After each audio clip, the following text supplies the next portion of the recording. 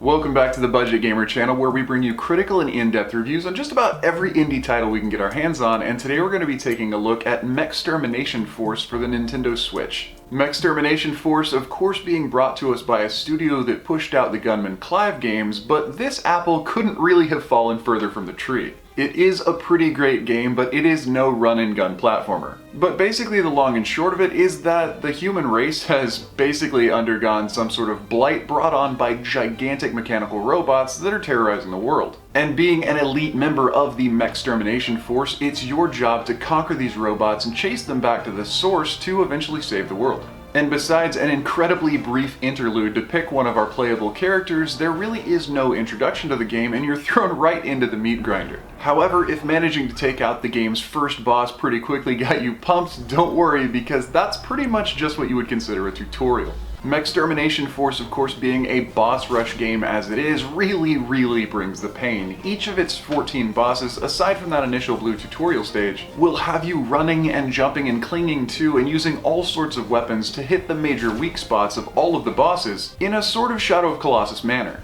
However, being able to figure out what the weak spots are as well as how to access them, and then actually managing to get your way to them, will take an incredible amount of skill and a multitude of deaths. On that note though, every single boss in this game is completely different and offers their own unique challenge. So no matter how thoroughly you've managed to vanquish the previous boss, the new boss is going to present an incredible level of difficulty that has yet to be experienced in the game. Even though every single attack by every single boss is very well telegraphed, the order in which the boss's attacks are carried out is definitely not static and can be randomized as far as the order of attacks and how many times each attack is used in a row. So essentially defeating a boss will take as much memory as it will patience and skill. However, after defeating a boss, you'll be warped back to your little home base, where you can interact with a certain number of characters as well as go to shops and gain missions. But if the items in the shop seem a little bit out of your price range, such as weapon upgrades or temporary or permanent health upgrades, there's actually an arcade console that allows you to replay each of the previous bosses that you've beaten as a bit of a training mode and to get some extra cash. In addition to weapon upgrades and health upgrades though, there are certain power-ups that are gained as you get into the game, such as the ability to use magnetic gloves to climb up steel surfaces. But regardless of which number of power-ups you've managed to purchase or unlock, when you're selecting your bosses, the game does give you a bit of choice. When you're talking to the unit commander, you'll see a map and be able to select one of multiple points available and combat each of these giant mechs in a truly unique environment. However, if this is all you know about the game from the trailer footage, if you were going to get this game for your kid or for yourself because you like giant robots or were expecting it to be a bit comic bookish, that is so not the case. And in all honesty, Mechstermination Force, at least for me, is up there with some of the most difficult games I've ever played. It is brutally punishing, and the floaty jump mechanics really don't help all that much. Additionally, there are some issues with feeling like it literally is impossible to dodge certain attacks at certain points, and that's likely because the boss's attack patterns are randomized, and for some of them can take place at any point that you're on the screen. Additionally, there are a couple of minor flaws in the game that do seem to unnecessarily add to the difficulty level, and that's specifically highlighted that magnetic arm or magnetic gloves that you unlock halfway through the game. The ability to latch on and climb up a boss will be fundamentally necessary to defeating 99% of them. However, it seems like unless you contact a metal surface in exactly the right way, you're just going to fall off and the magnets won't actually take hold. So the somewhat floaty jump mechanics and the unforgiving nature of the magnetic gauntlets are definitely going to be points of frustration for certain players. Additionally, there are two other frustrations in the game that might be bigger or smaller for certain players depending on what they're used to playing. Overall, in a game where you're expected to fight gigantic megalithic structures, your character is expectedly very small. However, this can leave your character getting lost amidst the massive stuff going on screen,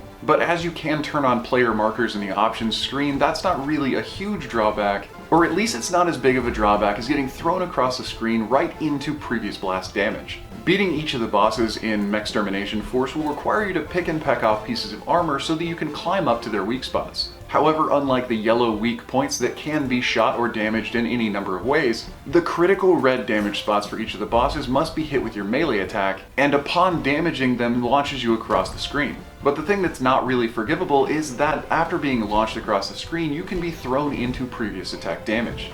And that, combined with the ability to completely lose your character amidst the chaos going on screen, really does make an unavoidable situation for the player. But all in all though, this game is obviously and intentionally designed to be an incredibly difficult game. For me personally, I know that I originally expected this game to be more similar to Gunman Clive, so I found myself absolutely enraged with the difficulty. And after shutting off the console and putting down my Joy-Cons, I did actually go back to it because I kept thinking about the best way I could beat this boss, and if I had only done this or only been able to do that, I could easily get past it. And in that sense, it is a good game.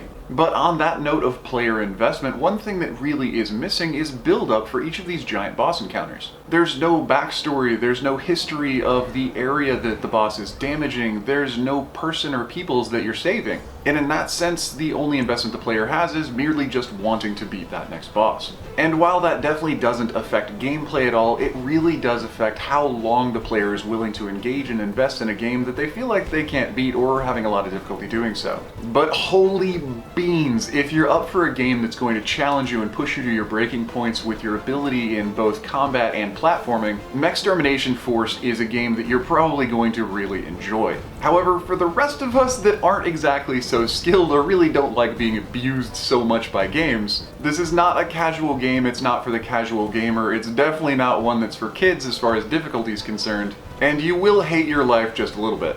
But anyway, that does about wrap up the review on Mechstermination Force on the Nintendo Switch. So if you did enjoy the review or found it helpful, feel free to throw me a like or a comment to show your support, and don't forget to click that little bell icon when you subscribe to stay updated with the latest content. There are new and unique indies coming out literally every single day, so there's always going to be something new to find right here. But since I can only cover a few reviews a week, if you want to know what's coming out next, you can follow us on Twitter. And if you are a budget gamer and you think you have some ideas on how to represent the channel, either through channel art or even stuff for merchandise, you might want to check out the video of the art contest I uploaded recently, because there's the potential of winning some pretty big prizes. Anyway, this has been Budget Gamer, so as always, thanks for watching.